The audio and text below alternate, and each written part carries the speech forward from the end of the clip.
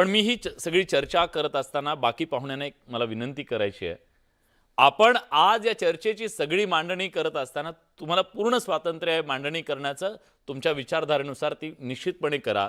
पण ती करत असताना या मुद्द्याची संवेदनशीलता कुठेही हरवणार नाही याची काळजी आपल्याला घ्यायची आहे. आणि सामाजिक सलोखा बिघडणार नाही याची काळजी सुद्धा आपण सगळ्यांनी घ्यावी अशी माझी आपल्या सगळ्यांना विनंती आहे.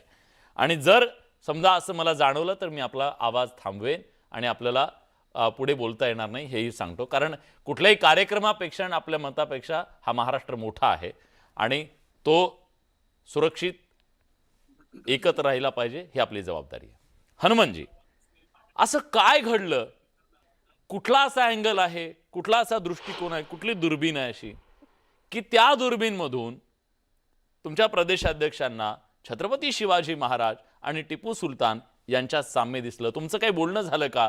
दुपारी मी त्यांना विचारण्याचा खूप प्रयत्न केला पण त्यांना ते सांगता येत नव्हतं. तुम्हाला वैयक्तिकरित्या आणि पक्षाच्या पातळीवर सुद्धा वाटतं का आ बैल मुझे मार असं झालंय, पायावर दगड मारून घेतलाय? खेद वाटतो का या गोष्टीचा? मालेगावच्या लोकप्रतिनिधींनी त्यांच्या कार्यालयामध्ये टिपू सुलतानांचा फोटो लावल्याचा प्रश्न पत्रकारांनी बुलढाण्यामध्ये आमच्या प्रदेशाध्यक्षांना हर्षवर्धनजी सपकाळ यांना विचारला. त्या प्रश्नाचं उत्तर देत असताना हर्षवर्धनजी सपकाळ जे म्हणाले ते माध्यमांमध्ये उपलब्ध आहे, तुम्ही दाखवलेले आहे, दाखवतही आहात. स्वराज्य स्वातंत्र्याची प्रेरणा याच्याशी तुलना केली तर शिवाजी महाराज टिपू सुलतानांच्या समकक्ष, टिपू सुलतान शिवाजी महाराजांच्या समकक्ष या अर्थाचं ते विधान होतं. ज्यावेळेस आक्रमण होईल आपल्या राज्यावर, ज्यावेळेस आक्रमण होईल त्यावेळेस त्याच्या विरोधात प्राणपणानं लढलं पाहिजे, आपल्या मातृभूमीच्या रक्षणासाठी लढलं पाहिजे, आक्रमण करणाऱ्यांच्या बाजूने नाही राहिलं पाहिजे, आक्रमकांशी लढलं पाहिजे. ही छत्रपती शिवाजी महाराजांनी संबंध भारतीयांना दिलेली प्रेरणा 200-250 वर्षानंतर टिपू सुलतान इंग्रजांसोबत गेले नाही. आरकाटचा नवाब जो मुस्लिम होता इंग्रजांसोबत गेला, पेशवे इंग्रजांच्या सोबत लढत होते, निजाम जो धर्माने मुसलमान होता इंग्रजांसोबत लढत होता. निजाम, पेशवे म्हणजे मराठे आणि आरकाटच्या नवाबानेही आपण एकदेशीयांनी मिळून इंग्रजांसोबत संघर्ष केला पाहिजे, लढलं पाहिजे असं टिपू सुलतानचं आवाहन होतं. पत्र आहे, इतिहासकार सांगतील. इंग्रजांसोबत लढण्याच्या टिपू सुलतानांची प्रेरणा जर छत्रपती शिवाजी महाराजांच्या स्वातंत्र्याच्या प्रेरणेशी, लढण्याच्या प्रेरणेशी होत असेल तर त्या मुद्द्यापुरतं साम्य आमच्या प्रदेशाध्यक्षांनी केलं. पण टिपू सुलतानांचा एकूण राज्यकारभार आणि शिवाजी महाराजांचं स्वराज्याचं सगळं याची तुलना आपण करताय, माध्यम करतायत. ती तुलना करण्याचा हेतू हर्षवर्धनजी सपकाळांचा नव्हता आणि नाही असं त्यांनी आज आपल्याही चॅनलला सांगितलं, आम्ही इथं सांगतो. आता याच्या उपर ज्यावेळेस तुम्ही टिपू सुलतानांचं उदात्तीकरण करताय असा प्रश्न उपस्थित करताय किंवा तुमच्या अगोदर भारतीय जनता पक्षानं थेट सांगितलं, देवेंद्रजी फडणवीस सर्वोच्च नेते आहेत, त्यांनी सांगितलं की काय आक्रमक, हिंसक आणि नराधम टिपू सुलतानांचं आम्हाला हे मान्य नाही, ते मान्य नाही. 3-4 प्रश्न मला चर्चेच्या सुरुवातीला प्राथमिक स्टेजला उपस्थित करायचे. कर्नाटकमध्ये तुमचे मुख्यमंत्री येदियुरप्पा टिपू सुलतान घालतात अशी टोपी घालून टिपू सुलतानांच्या जयंतीला उपस्थित असतात.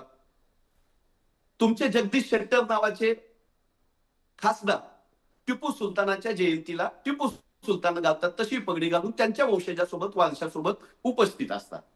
आर के मलकानी नावाचे राष्ट्रीय स्वयंसेवक संघाचे मुखपत्र असलेल्या पांचजन्यचे संपादक 25 वर्ष राहिलेले, 6 वर्ष राज्यसभा खासदार भाजपकडून राहिलेले, दीनदयाळ उपाध्याय पासून अटल बिहारी वाजपेयी साहेबांसोबत स्नेहाचे संबंध असलेले मलकानी साहेब त्यांच्या पुस्तकामध्ये 20 पानं टिपू सुलतानांवर लिहितात. राष्ट्रपती रामनाथ कोविंदजी टिपू सुलतानांवर कर्नाटकच्या विधानसभेत भाषण करतात. कर्नाटकमध्ये मतं घेण्यासाठी टिपू सुलतान चालतो. कर्नाटकमध्ये आपलं सरकार आणण्यासाठी टिपू सुलतानांची टोपी घालून भाजपवाले गेलेले चालतात. पण टिपू सुलतानांना महाराष्ट्रामध्ये उल्लेख केलेला, त्यांची आठवण काढलेली भाजपाला का चालत नाही?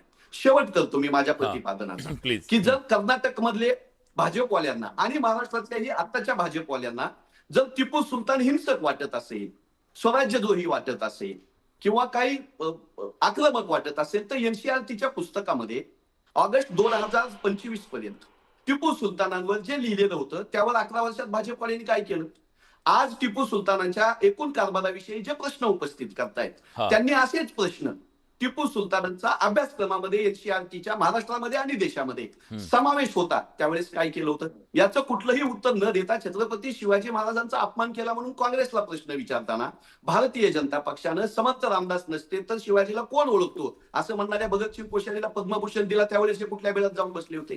प्रशांत कोरटकर असेल, राष्ट्रीय स्वयंसेवक संघाचा राहुल सोलापूरकर असेल किंवा पुतळा पडलेला असेल, त्या पुतळा पडण्याला जबाबदार असलेला माणूस यांच्या कोणावरही तोंड उघडणारे, सुधांशू त्रिवेदीला प्रवक्ता करणारे, ज्या सुधांशू त्रिवेदीने औरंगजेबाकडे शिवाजी महाराजांनी अनेकदा माफी मागितली असं सांगणाऱ्या सुधांशू त्रिवेदीला तुम्ही प्रवक्ता करता ठीक आहे. किंवा ठीक अहिल्यानगरच्या आहे. तुमचा मुद्दा कळला. श्रीपाद तुम्ही तिकीट देता भारतीय कमळावर. ठीक आहे, तुमचा मुद्दा महाराजांचा कळला. अपमान मुद्दा कळला. मी हे टू द भाजपाला पॉइंट सांगायचं विचारतो. कारण नाही. टू द पॉइंट विचारतो. आपल्यासोबत शिवराय कुलकर्णी आहेत.